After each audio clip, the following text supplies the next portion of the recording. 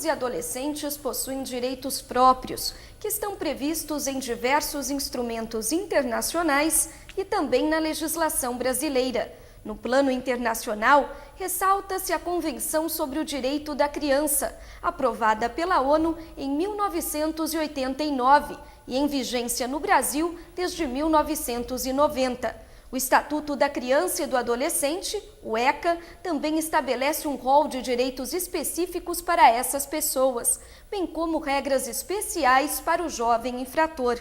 O programa Cidadania em Pauta de hoje recebe a presidente do CONDICA, o Conselho Municipal dos Direitos da Criança e do Adolescente de Araçatuba, Maria Zilma Dornelas. Ela fala com a gente sobre esses assuntos. Olá, Maria Zilma, e desde já obrigada pela presença. Eu é que agradeço em nome das crianças e adolescentes do nosso município. Maria Zilma, quem é considerado criança e adolescente conforme o ECA? Pela lei do Estatuto da Criança e Adolescente, criança é até 12 anos e adolescente a partir dos 12 para frente. Qual é a preocupação básica, Maria Zilma, desse estatuto? A preocupação básica desse estatuto é garantir os direitos que as nossas crianças têm. Então, esta é que é uma lei perfeita, copiada por outros países, que vem garantir esses direitos básicos das nossas crianças, que são direito ao lazer, direito à cultura, direito à educação, à saúde. É o básico dos básicos, né? A ter uma família. São esses os direitos fundamentais, então? Isso mesmo, são os direitos fundamentais que toda criança deveria ter.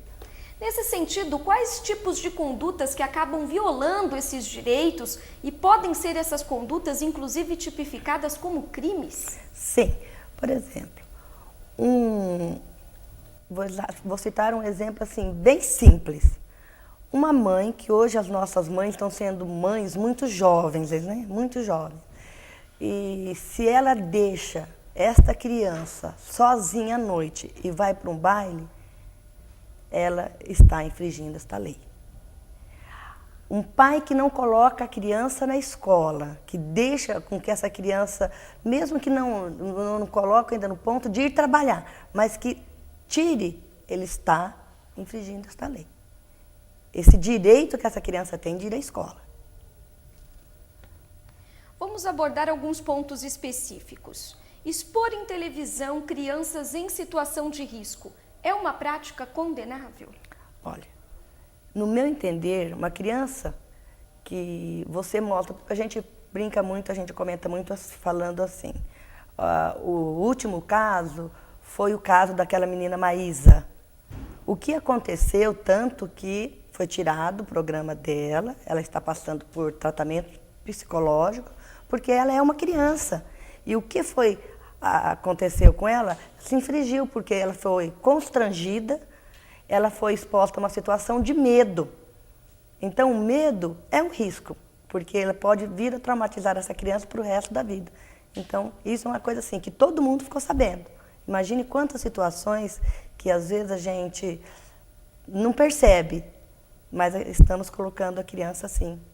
Na sua opinião, é um risco, então, colocar crianças para trabalhar em televisão desde cedo, como atores, atrizes, apresentadores mirins, até mesmo por mexer com o psicológico, né, dessas crianças? Na minha opinião, tanto como mãe, como nesse Conselho da Criança já há mais de 10 anos, a gente percebe que nós colocamos, sim, a criança em exposição, porque ela não está preparada para administrar o seu emocional com essa fama toda que ela vai ter e, de repente, a fama dela é só enquanto ela tem dos 6, 7 até os 10, 12 anos. E como ela vai trabalhar com isso depois? Quem vai pagar por isso que ela está perdendo? Porque, de uma maneira ou de outra, ela está trabalhando. É um trabalho. E ela recebe por isso, e a maioria das vezes, uma criança, o salário dela é até alto. Então, se depois ela perde, quem vai trabalhar com aquilo? Tudo aquilo... ela própria não vai conseguir administrar esse Realmente, salário. não vai. É administrado por um adulto. Com certeza. Outro assunto polêmico é fotos de crianças em matérias jornalísticas. Isso é permitido? Olha, pela lei no ECA não se fala de permissão ou não. O que se fala é que não se pode mostrar criança se tiver algum tipo de situação constrangedora, né? Mas, eu acho assim, quando a gente mostra uma criança para fazer alguma coisa, mostrar para outras algo de bom, eu acho até válido. Você mostrar uma pessoa, num caso de adoção, uma mãe que adotou uma criança, mostrar para a população, para uma outra, principalmente uma criança negra, que ninguém quer adotar, né? Então, isso eu creio que é válido sim, mas expor a criança com outro tipo, com fantasias, sabe? Eu já sou contra. A autorização é a melhor saída, pelo menos para se precaver de qualquer problema? Sim, sim. A autorização dos pais ou responsáveis por esta criança para que isso possa acontecer.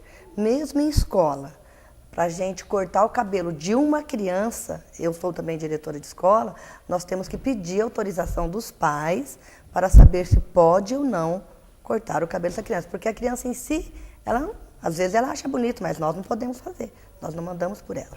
Expor as crianças a uma situação de risco já é um perigo. Imagine então expô-las a cenas de sexo explícito em filmes, em teatro, em cinema. Isso já é crime mesmo, Nossa, né? Isso daí é totalmente condenável, porque a criança, ela tem que viver a vida dela de criança. E nós hoje, enquanto educadores, nós estamos percebendo que esses resgates do lúdico, do brincar, nós temos que retornar, nós temos que resgatar isso mesmo, porque a nossa criança estão sendo vítimas de erotização muito cedo. E é o que tem ocorrido, principalmente com esse tipo de filmes de sexo explícito, filmes eróticos, a erotização da nossa criança. E nessa linha surge também a prostituição infantil. Como combatê-la? Parece ser tão difícil, não, Maria Zilma? Olha, eu sempre comento que isso já vem de dentro da própria casa.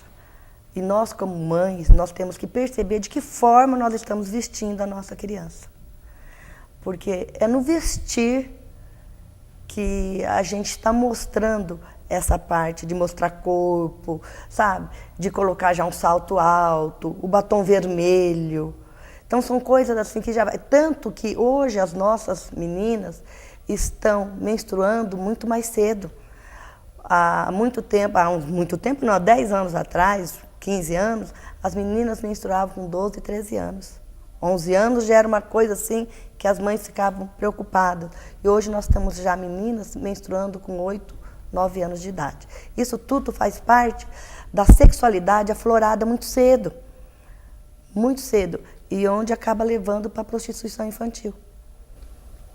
E o ambiente familiar, sem dúvida, ele também é muito importante para evitar a entrada do jovem no crime, né? Muito importante. Nós dizemos sempre na escola, em reunião de pais, que uma criança que leva dentro da mochilinha dele da escola uma troca de roupa que não é dele, mas que muitas vezes foi colocada lá por uma funcionária por um engano, porque hoje as mochilas são todas parecidas, e se a mãe não devolve, a mãe está ensinando o seu filho... É um estímulo. É um estímulo, ensinando o seu filho a ter o que não é dele. O estímulo muitas vezes vem de dentro de casa. De dentro de casa, porque a mãe não mostra, porque a criança muitas vezes conhece o que é dele. A gente trabalha com criança pequena e sabe, isso é seu? É meu sim, tia. Nós já tivemos casos de criança falar assim, olha, a minha mãe que falou que eu podia ficar. Então é muito sério, como eu disse no início, são as faltas de valores que as famílias estão perdendo esse valor. Do que é meu, do que é seu. Então tudo é nosso. Tudo é nosso, tudo a gente pode, o que é seu é meu, o que é meu, mas o que é seu é meu também. Então nós temos que rever tudo isso. E nessa questão da criminalidade, vale ressaltar também a influência do próprio convívio social, né? Uma criança que mora, por exemplo, na periferia, que convive com pessoas que já estão na criminalidade e que percebe que essas pessoas progridem por meio do crime, é a forma que ela vai encontrar de também progredir. Né? É tal história. O que você está dizendo tem muito a ver com quando a gente manda uma criança desenhar e ela desenha. Hoje melhorou muito, mas há 25 anos, quando eu iniciei no magistério como educadora, as crianças desenhavam muito o policial batendo.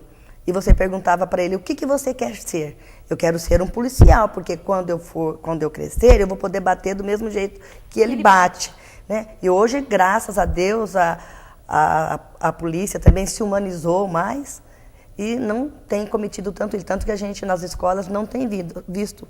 Mas me marcou muito quando eu entrei para ser diretora, esses desenhos, que tinham muitos desenhos. Então, eu acho que a criança que convive com o crime diariamente, a tendência dela é fazer isso mesmo, porque ela está ali, é o que ela sabe fazer. Haja visto que nós vimos há pouco tempo aquela cena lá do Sul, o pai ensinando a filha e o sobrinho, ou vice-versa, como fazer um sequestro, né? Como tirar dinheiro ensinando com uma boneca. Então, que perspectiva de vida tem essa criança? Exatamente. O que diz o ECA, o Estatuto da Criança e do Adolescente, com relação ao adolescente infrator, ao menor infrator? Olha, aquele que já for pego por medida judicial, imediatamente ele tem que ser levado para o juiz. Agora, aquele que for pego em flagrante tem que ser levado ao delegado de polícia. Tem que procurar a polícia e ser levado para ele. E a comunicação à família e ao conselho tutelar tem que ser imediata? Imediata. Isso é uma exigência? Tem que ser imediata. A criança deve ser, o adolescente, a criança principalmente, já deve ser avisada, né? O adolescente dá para esperar, mas a criança tem que ser avisada imediatamente o que ocorreu e os pais comparecerem junto. A abordagem desse menor em conflito com a lei e também as penalidades a eles aplicadas são diferentes de um adulto. Sim, né? Dependendo o que foi feito, ele pode ser levado, dependendo, como a gente fala, o ato em si. Hoje em Araçatuba nós temos 2 fundações, né? A Fundação Casa. Em uma delas é o adolescente que nunca ficou internado. E na outra é o adolescente que já cometeu um ato um pouco, como diz, um ato mais pesado. E tanto que na primeira casa, o adolescente que reincidir, lá ele não volta. Então lá só passam os adolescentes que tiverem uma pena leve, cometido um crime leve, que eu não sei nem eu sou totalmente contra falar crime leve, porque a partir do momento que você lesionou alguém, para mim já é crime. Né? Que nós tínhamos que preparar as nossas crianças para que não cometam crime nenhum. Né? E a gente, dentro do meu trabalho também, eu falo assim que não tem, existe pecadinho e pecadão, então acho que não tem crime e crimão, né? Não deve existir isso, né? Mas... Privar o adolescente da sua liberdade é uma medida socioeducativa correta na sua avaliação, Maria Zilma? Olha, é a minha avaliação, tá? Quero deixar bem claro, é a minha avaliação. Se prisão fosse boa, não só para criança, para adulto, para qualquer um, nós não estaríamos construindo tantos presídios como nós estamos. Eu creio que você prender alguém pode mudar alguma coisa, mas não muda tudo, não. Porque só vai mudar se você tiver um respaldo pedagógico e quando esse adolescente, essa criança sair de lá, ela já tiver um local para que ele possa trabalhar. Porque senão ele vai reincidir novamente. Porque como que a sociedade vai receber alguém que ficou lá, no máximo são 3 anos, né? 3 anos preso. Porque é preso. De uma maneira privado da liberdade, para mim é preso. Né? Eles têm que andar de cabeça baixa, eles andam com a mão para trás. Então... Aí o tratamento passa a ser o mesmo de um adulto. É isso aí. Nós vamos interromper essa entrevista um minutinho só para um breve intervalo comercial. Nós voltamos já para falar sobre direitos da criança e do adolescente.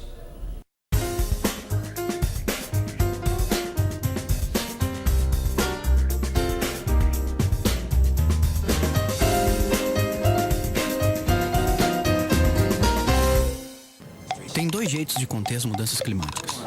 O primeiro jeito, você se torna um cara popular, inicia uma carreira política meteórica, se candidata a cargos públicos, é eleito presidente, transforma o país numa superpotência. E aí, convence os outros países a parar de poluir o planeta. E o segundo jeito de conter as mudanças climáticas? Ué, use só lâmpadas fluorescentes. Salvar o planeta é agora ou agora.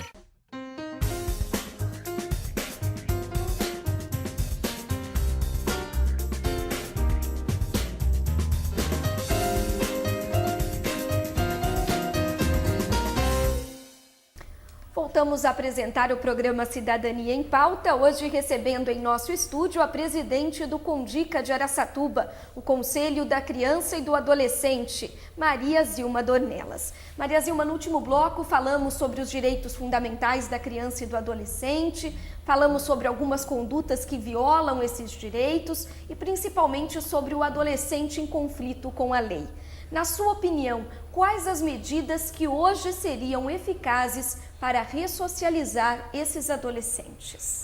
Olha, nós deveríamos primeiramente humanizar o atendimento. E eu creio que isso nós já tivemos no início, porque há mais ou menos uma semana, um dos diretores, eu creio que é um dos diretores do regional da Fundação, esteve aqui em Araçatuba, reunido com as entidades. Eu fiz parte desta reunião, onde deu para perceber que para a gente possa fazer uma mudança nesse sentido. É um sonho, né? Um sonho meu de mãe, um sonho de educadora, dentro do Conselho da Criança, que com a lei do menor aprendiz, que esses meninos que são privados de sua liberdade pela primeira vez, porque infelizmente a gente sabe o que é o crime, né? A pessoa vai se aperfeiçoando. Que eles tivessem cursos lá dentro e quando eles saíssem, que as nossas empresas já dessem garantia. Não existem as cotas hoje nas instituições de ensino? Que tivesse uma cota, que o governo fizesse alguma coisa e que esses meninos realmente pudessem sair de lá e ter um emprego. Porque eles saem de lá e a perspectiva deles, eles aprenderam alguma coisa. Porque a gente sabe que eles aprendem alguma coisa lá dentro. Mas o estigma é o de presidiário. Isso, o estigma é de presidiário. Então, se nós tivéssemos uma lei que beneficiasse uma empresa que desse esse suporte para esse menino, que esse menino durante um certo período tivesse um acompanhamento por uma equipe pedagógica, psicopedagógica, a família tivesse o acompanhamento, eu creio que nós conseguiríamos tirar esse menino da marginalidade.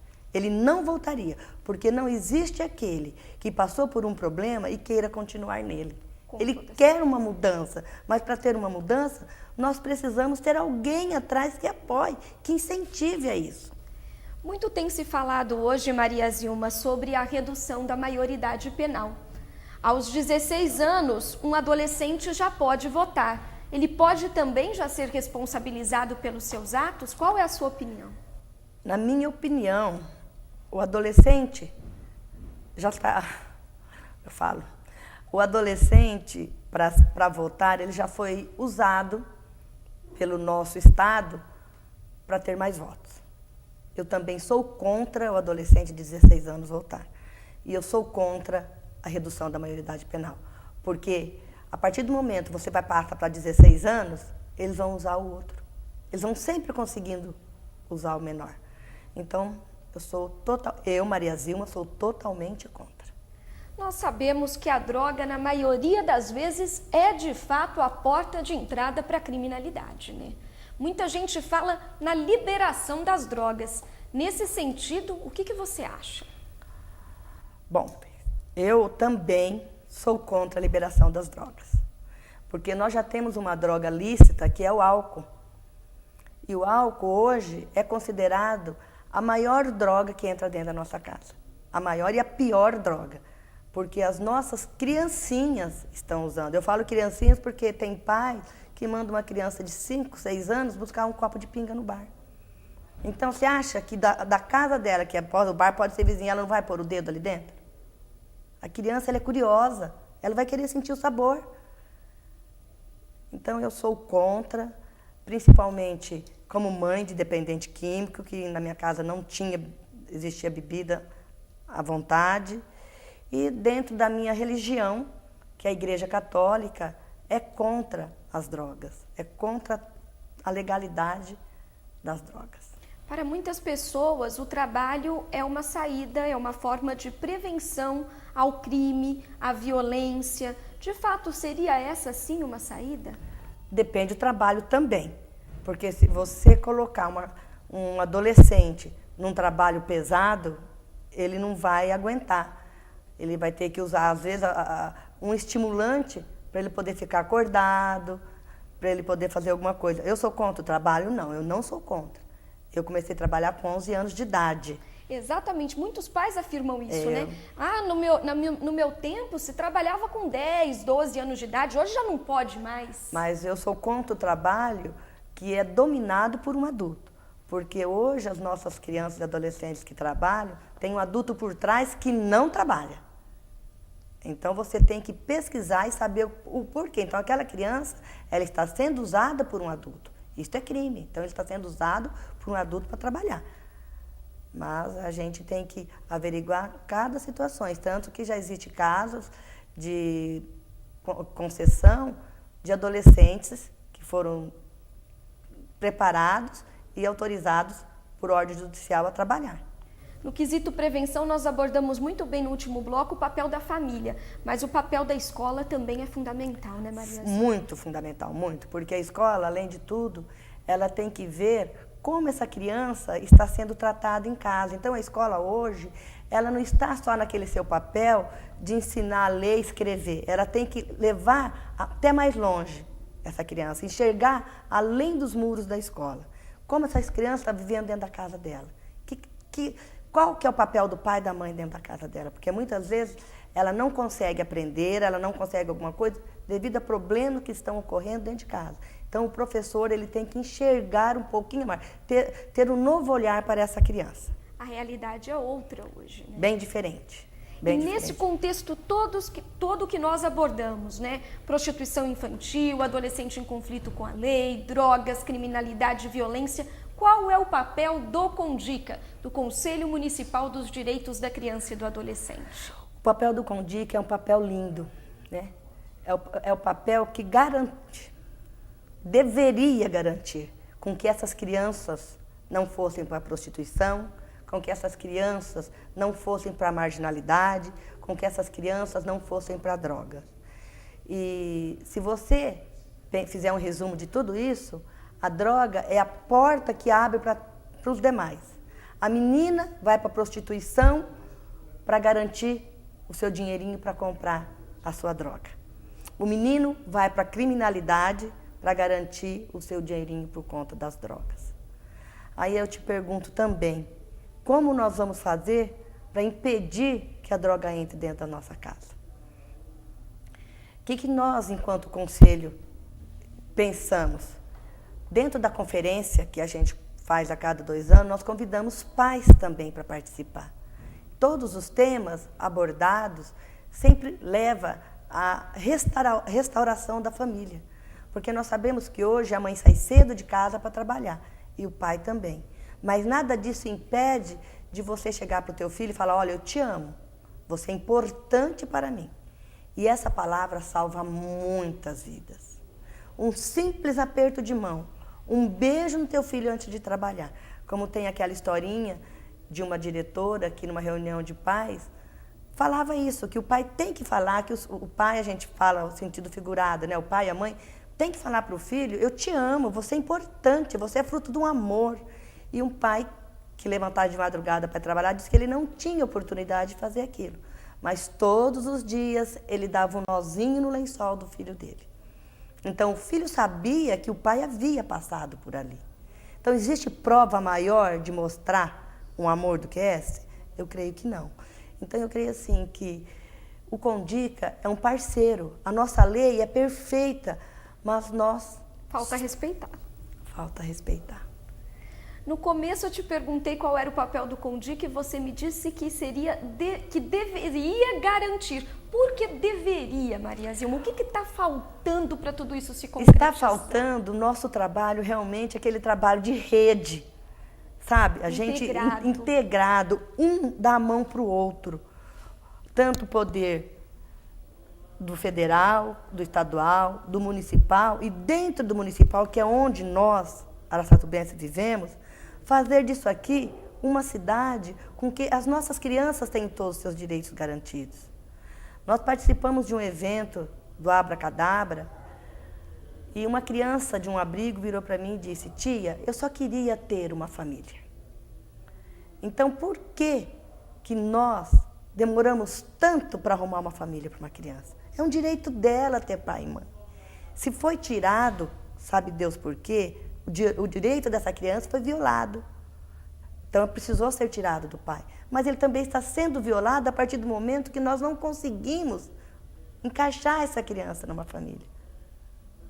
Então, eu creio que esse trabalho de rede que nós já começamos agora é um trabalho de formiguinha, mas eu creio que nós vamos ainda fazer com que essa lei maravilhosa, que é a Lei 8.069, a Lei do ECA, realmente saia do papel, que ela seja cumprida e que nós podemos ver as nossas crianças sorrindo, felizes com seus direitos garantidos. E quem nos escuta em casa nesse momento, às vezes pode estar achando que está fora de qualquer contribuição, né? Porque é um trabalho em rede, eu não pertenço a nenhuma entidade, eu não pertenço ao poder público, eu não pertenço a nenhuma organização, então eu não faço parte disso. Mas na verdade faz sim, e o telespectador pode contribuir também com esse trabalho. Claro que pode contribuir com esse trabalho. Primeira coisa, que é um dos primeiros passos que a gente fala de trabalho em rede, a gente não deve dar esmola para a criança. A criança não merece esmola, ela merece casa, ela merece educação, ela merece lazer. Olha o próprio nome, esmola. Criança não deve receber dinheiro para guardar carro, você tem que saber o porquê que ela está ali. Isso é um trabalho em rede.